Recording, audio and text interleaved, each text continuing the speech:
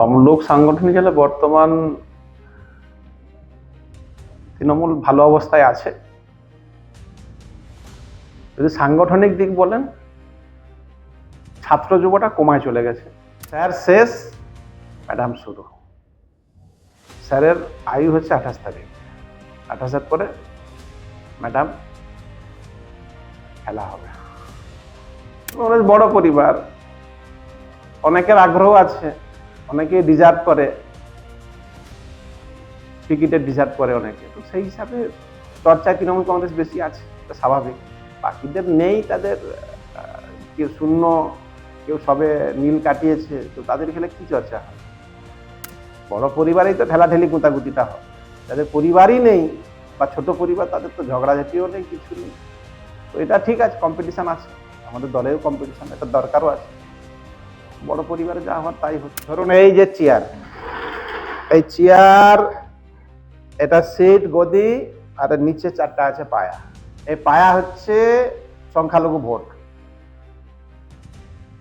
হুমায়ুন কবির যে তাসটা খেলছে, সংখ্যালঘু ভোট ভাগানোর খেলা খেলতে নেমেছে।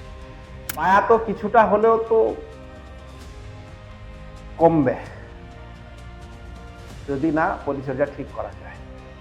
পিপুলকে যদি মনে করে যে শুধু ফুটবলের মতো ব্যবহার করবে, তাহলে কিন্তু সমস্যার সম্মুখীন হতে পারে। আমার ব্যক্তিগত যদি বলেন, জেলার যে কোনো সিট যদি দল মনে করে, যোগ্য মনে করে, যে কোনো সিটে লড়াইয়ের জন্য আমি প্রস্তুত আছি। 250+ তৃণমূল কংগ্রেস, লিখে রাখুন, 250+। তমলুক সাংগঠনিক জেলা বর্তমান তৃণমূল ভালো অবস্থায় আছে। যদি সাংগঠনিক দিক বলেন, ছাত্র যুবটা কমায় চলে গেছে। বাকি বিভিন্ন লিডাররা তাদের মতো করে কাজ করছেন, এবং যা যা যেমন কর্মসূচি আছে সবটাই হচ্ছে, পজিটিভ আছে। তমলুক সাংগঠনিক পজিটিভ। গতকালই প্রকাশিত হবে এসআইআর এর চূড়ান্ত ভোটার তালিকা। আপনার জেলায় এর প্রভাব কতটা পড়বে? যেখানে মুখ্যমন্ত্রী আশঙ্কা প্রকাশ করেছেন 1,20,00,000 নাম বাদ যাবে। কি এসআইআর স্যারটা তো বহুদিন শুনছে, এবার সময় এসে গেছে ম্যাডাম ম্যাডাম বলার। কিছু হবে না, কিছু হবে না, কোনো এফেক্ট হবে না। স্যার শেষ, ম্যাডাম শুরু। স্যারের আয়ু হচ্ছে 28 তারিখ, 28-এর পরে ম্যাডাম খেলা হবে। বিভিন্ন জায়গায় বেসিক্যালি সমাজ মাধ্যমে দেখা যাচ্ছে যে আপনাকে প্রার্থী করার জন্য অনেকে পোস্ট করছে, ব্যাপারটা কি আপনার নজরে এসেছে? দেখুন, কেউ পোস্ট করছে বা কেউ করাচ্ছে, এগুলো আমি কিছু বলতে পারবো না। তবে দু একটা ভিডিও আমার কাছেও এসছে, এটা ঠিক আছে, দলীয় সিদ্ধান্ত যেটা হবে সেটাই মান্যতা দেব। সূত্র মারফত জানা যাচ্ছে যে এবারে ভূমিপুত্র আকবর আলীকে বড় কোনো দায়িত্ব পাওয়ার সম্ভাবনা রয়েছে। এটা কি গুজব নাকি সত্যি? আপনি কি বলবেন? না না, দায়িত্ব দল যা ঠিক করবে সেটা আমার কি বলবো, গুজব গুজব এসব তো আমি জানি না, বলতেও পারবো না। দলের মেকানিজম আছে, দলের রিপোর্টিং এর বিভিন্ন রিসোর্স আছে, তো সেটা দল ঠিক করবে। আমি দলের কর্মী। তৃণমূল কংগ্রেস বড় পরিবার, অনেকের আগ্রহ আছে, অনেকে ডিজার্ভ করে,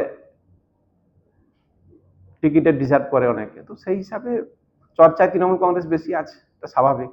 বাকিদের নেই, তাদের কেউ শূন্য, কেউ সবে নীল কাটিয়েছে, তো তাদের খেলে কি চর্চা হবে? বড় পরিবারেই তো ঠেলাঠেলি গুঁতাগুতিটা হবে। যাদের পরিবারই নেই বা ছোট পরিবার, তাদের তো ঝগড়াঝাটিও নেই, কিছু নেই। তো এটা ঠিক আছে, কম্পিটিশন আছে, আমাদের দলেও কম্পিটিশন, এটা দরকারও আছে।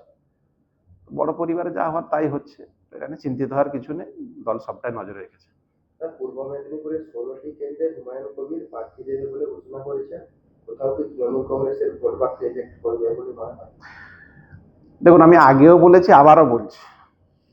ধরুন এই যে চেয়ার, এই চেয়ার, এটা সিট, গদি, আর নিচে চারটা আছে পায়া। এই পায়া হচ্ছে সংখ্যালঘু ভোট। হুমায়ুন কবির যে তাসটা খেলছে, সংখ্যালঘু ভোট ভাগানোর খেলা খেলতে নেমেছে। নেমেছে বা কেউ নামিয়েছে সেটা তো সময় বলে দেবে। তো এইটা পায়া তো কিছুটা হলেও তো কমবে যদি না পরিচর্যা ঠিক করা যায়। সংখ্যালঘুদের আরো নজরদারি প্রয়োজন আছে। মাইনরিটি পিপলকে যদি মনে করে যে শুধু ফুটবলের মতো ব্যবহার করবে, তাহলে কিন্তু সমস্যার সম্মুখীন হতে পারে। ফলে চেয়ারকে যেমন যোগ্যতা দেওয়া হয়েছে, তার পায়াকেও যোগ্যতা, তাদেরকেও সম্মান দিতে হবে। পায়াকে ঠিক রাখার দায়িত্ব কার? পায়াকে ঠিক রাখতে হবে। তো পায়া যদি মুচুড়ে যায়, পায়া যদি টেরা বেঁকা হয়ে যায়, তাহলে চেয়ারও টেরা বেঁকা হয়ে যাবে। পায়া শক্তিশালী করে রাখার দায়িত্ব যারা আছেন, তো সেটা রক্ষণাবেক্ষণ ঠিকঠাক হলেই পায়া ঠিক থাকবে। পায়া ঠিক থাকলে হুমায়ুন কবির উড়ে চলে যাবে, ওর কোনো টিকি খুঁজে পাওয়া যাবে না, যেমন এসছে তেমন ফেরত যাবে। আর পায়া যদি রক্ষণাবেক্ষণ না হয়, তাহলে সেখানে ক্ষয়ক্ষতি হওয়ার সম্ভাবনা থাকবে। ধরে নিন আপনি এবারে প্রার্থী হচ্ছেন তৃণমূল কংগ্রেসে, হলদিয়াতে তো এসসি সিট, তাহলে আপনি কোন বিধানসভাতে দাঁড়াতে চাইবেন এবং কেন? দেখুন, আমার ব্যক্তিগত যদি বলেন, জেলার যে কোনো সিট যদি দল মনে করে, যোগ্য মনে করে, যে কোনো সিটে লড়াইয়ের জন্য আমি প্রস্তুত আছি। দল ঠিক করবে, দল যে দায়িত্ব দেবে আমি পালন করার জন্য প্রস্তুত আছি একজন কর্মী হিসাবে। তো এটা নিয়ে খুব বেশি বিচলিত হওয়ারও কিছু নেই। দলই শেষ কথা, দল যেটা বলবে সেটাকে মান্যতা দেবো। 2026-এ রাজ্যের ফলাফল কি হতে পারে? 250 প্লাস তৃণমূল কংগ্রেস, লিখে রাখো, 250 প্লাস।